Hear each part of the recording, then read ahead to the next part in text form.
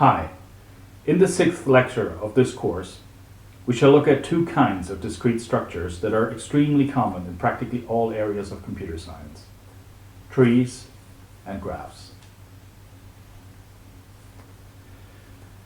We will look at both structures as types of mathematical relations. Graphs, the more general class; trees, slightly more specialized. There's a great deal of theory connected to either of those two kinds of discrete structures, almost all of which is beyond the scope of this course.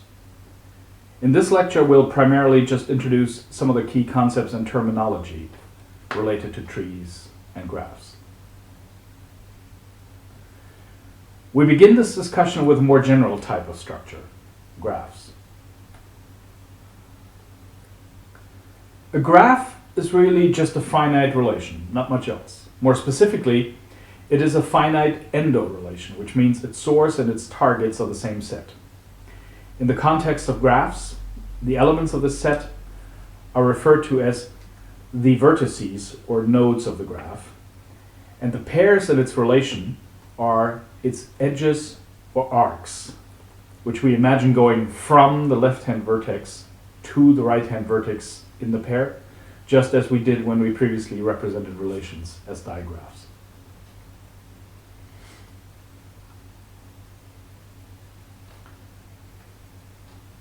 Taken together, the pair of the set V of vertices and the set E of edges define a graph.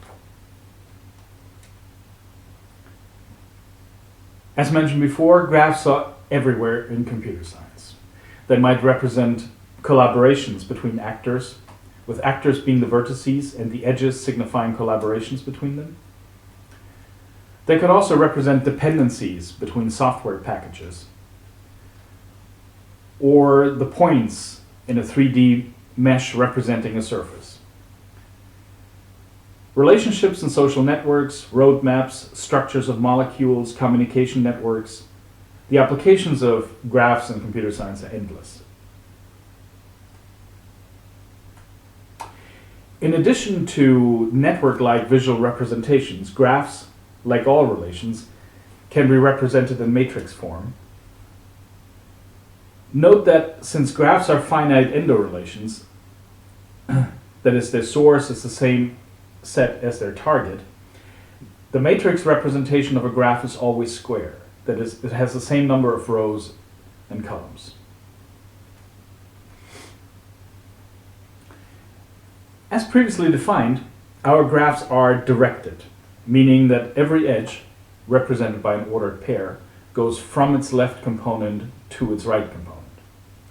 Sometimes, however, it can be useful to have undirected graphs, graphs whose edges simply connect a pair of nodes without distinguishing which of them is the start and which the end of the edge. We will represent undirected graphs using symmetric relations.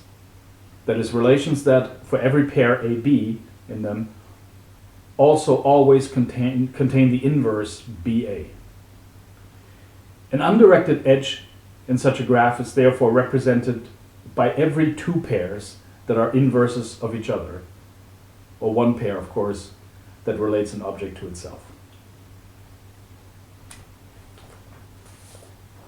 For example, this is what a directed graph of land borders among the countries in V might be represented as.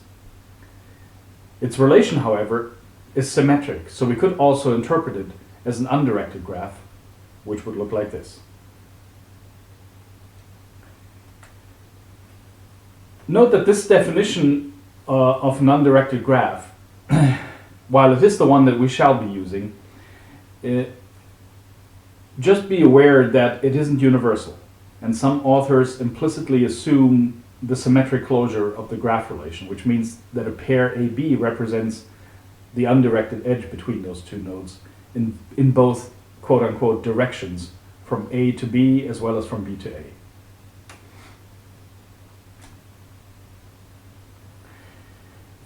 In many graph applications, paths inside graphs are of critical importance. Paths are finite sequences of vertices such that between every two successive vertices in the sequence there is an edge going from the earlier of the two to the later vertex in the sequence. One can think of a path as traversing the graph along its edges, hopping from one vertex along one of the edges, leaving it to the next.